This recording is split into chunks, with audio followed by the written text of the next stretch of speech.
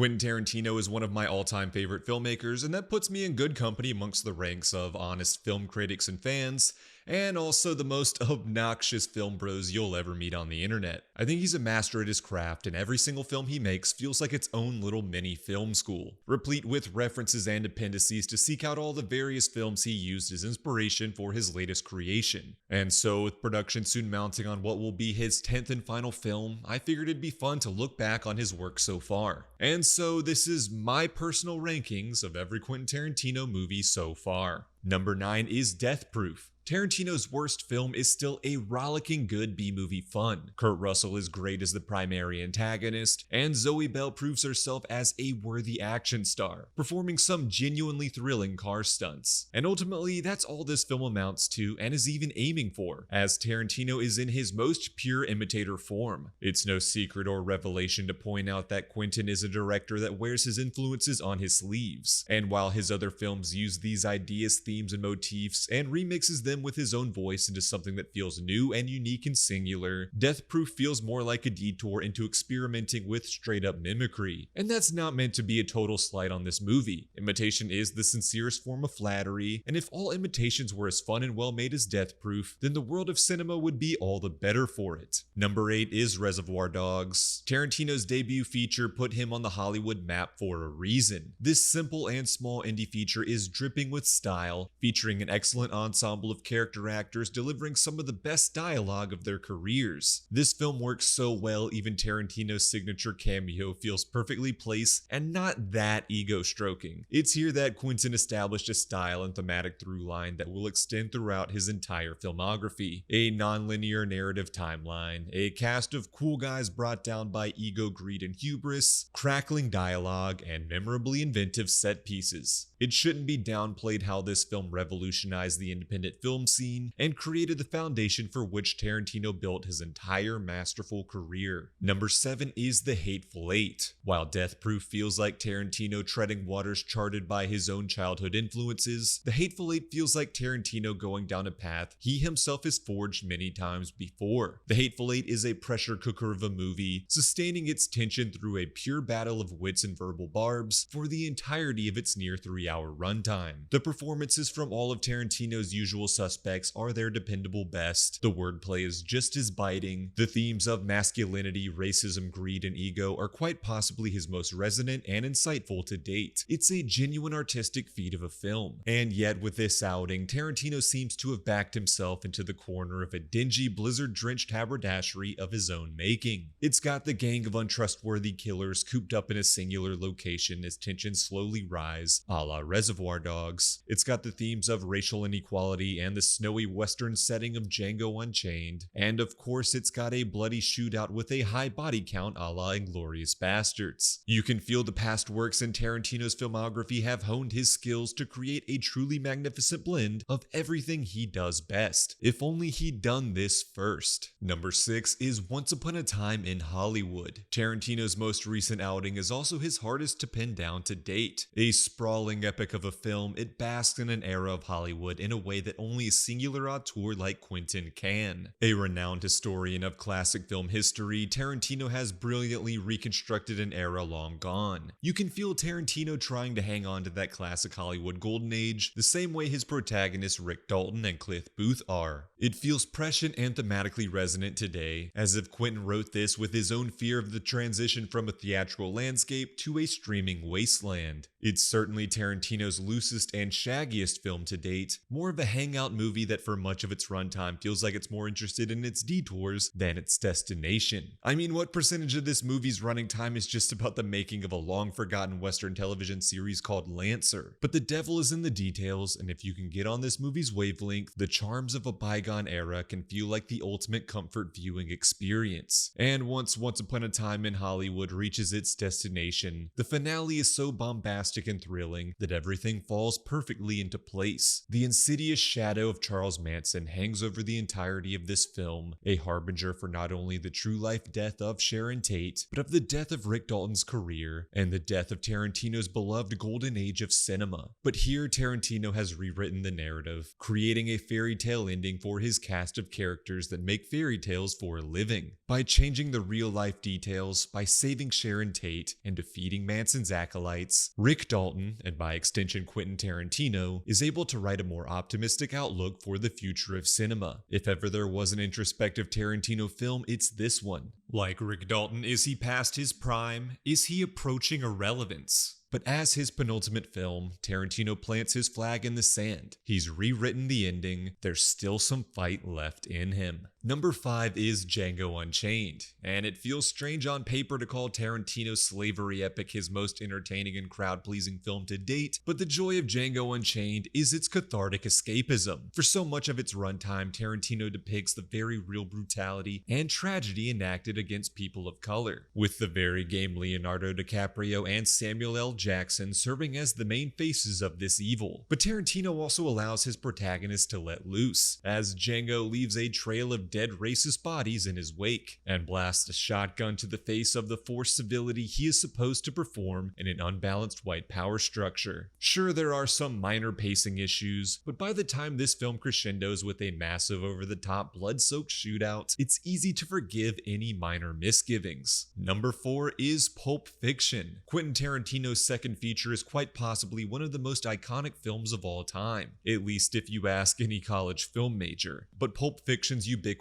and popularity shouldn't detract from its genuine ingenuity and thematic impact. Tarantino managed to gather the strands of his various influences and weave them into a film that feels wholly unique and singular. The dancing at the restaurant, Christopher Walken's watch speech, the pawn shop fight, the adrenaline needle, the Royale with cheese, the Samuel L. Jackson monologue from Ezekiel, and so many more all-time classics of scenes, all from one movie. But Pulp Fiction is more than just a collection of iconic imagery and quotes. The nonlinear storytelling allows the movie to slam its disparate ensemble characters in many different fun and exciting ways, while also keeping the audience on its toes. It's a complete deconstruction of the gangster mythos, with the audience's knowledge of a character like Vincent Vega's death undercutting his cool guy bravado. By the time Vince and Jules are in a diner in their comfiest loungewear for the film's delightfully low-key climax, Tarantino has expertly subverted audience expectations and knocked these larger-than-life figures down to reality. Number 3 is Kill Bill. Tarantino has made a career pulling references from his knowledge of world cinema and remixing them into his own style and creating something fresh, and nowhere in his filmography are his inspirations as obvious and masterfully realized than in the sprawling action epic Kill Bill, an unholy and devilish combination of Asian action cinema and classic Hollywood western. The 2 volumes of Kill Bill work hand in hand to achieve the unenviable feat of becoming Tarantino's most stylish film to date. Volume 1 puts his action bona fides on display, delivering a propulsive revenge story filled with stunning fight sequences on a level few American filmmakers have ever achieved. But all of that beautiful bloody action would feel hollow if not for the brilliant deconstruction nature of Volume 2, where the protagonist's bride is made low both physically and mentally, forced to go on a thematic emotional journey for catharsis over an action-packed one. There are 2 wolves inside Quentin Tarantino, the bombastic provocateur and the master of subversion who knows that words can be sharper than any katana. And so it's essential to view the 2 volumes of Kill Bill as a cohesive whole, where the interplay of Tarantino's dueling filmmaking instincts are deeply felt and richly realized. Number 2 is Jackie Brown. Following up the masterful 1-2 punch of Reservoir Dogs and Pulp Fiction, Jackie Brown was viewed as a bit of a come-down, and even to this day, Tarantino's adaptation of Elmore Leonard's novel Rum Punch feels like an underappreciated secret masterpiece. Jackie Brown is the MTV Unplugged of Tarantino's oeuvre, seeing the auteur strip away most of his pomp and circumstance to deliver his most straightforward and as a result most emotionally satisfying film to date. There's There's no instantly identifiable iconic scene. The dependably strong dialogue doesn't have near as many earworm quotes that have stood the test of time. And yet that's kind of the beauty of Jackie Brown. Instead of an ensemble of larger-than-life figures that Tarantino can thematically deconstruct and knock down to reality, he starts at the ground level with Jackie Brown and Max Cherry. These are two normal, salt-of-the-earth people who, through the power of Tarantino's writing and directing, and a pair of stunning performances from Pam Grier and Robert Forster, managed to still somehow be cooler than the likes of Jules Winfield, Vincent Vega, Mr. White, Beatrix Kiddo, Cliff Booth, and all the rest. They're the beating heart of this movie, giving this film more soul than any other in Tarantino's filmography. The supporting cast is also great, with an underappreciated turn from the always dependable Samuel L. Jackson, and a truly hilarious low-key stoner turn from Robert De Niro. This, to me, is the ultimate comfort movie, and I could watch it on a loop for the rest of my life, hoping all the while I can be a fraction as cool as Max Cherry one day. And of course, number one with a bullet is Inglourious Basters. Quentin Tarantino's World War II epic is an anachronistic, challenging, thought-provoking, fantastical epic of a movie. It's brutal, harrowing, bloody, and hilarious, sometimes all at the same time. And somehow the story about taking down Hitler is also a stunning tribute to the power of cinema, and its ability to inspire for both good and for ill. In Hans Landa, Quentin Tarantino and Christoph Waltz have created one of the greatest villains in cinematic history. The introduction of Landa with Shoshana under the floorboards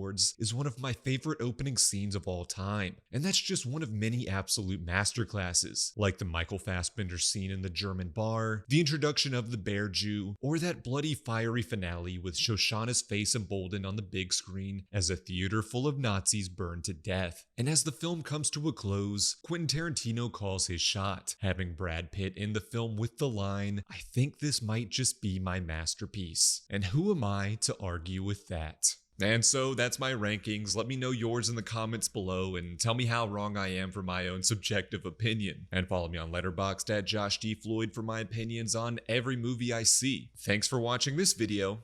I'll see you in the next one.